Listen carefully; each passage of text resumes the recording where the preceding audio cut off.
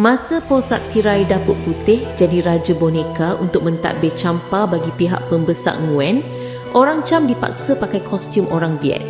Sampai sekarang orang Cham hilang tanah air, hilang kuasa politik. Sekali hilang semua itu, sekaligus hilang keupayaan untuk kembangkan budaya, kembangkan bahasa dan perkasakan ekonomi untuk kaum sendiri.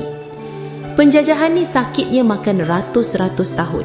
Nak dapat balik apa yang kita hilang memang payah. Paling teruk makan nyawa tumpah darah. Itu pun belum tentu dapat. Orang Cham ni bukanlah bangsa lembik berperang. Malah beberapa kali orang Viet cuba nak tewaskan mereka, asyik kalah sahaja.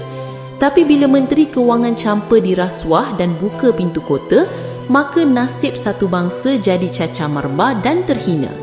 Sampai sekarang orang Cham tak ada tanah air sendiri. Tinggalan mereka berupa menara-menara yang gah itu jadi milik orang lain, jadi kebanggaan orang lain dan hasil pelancongannya dapat kat orang lain.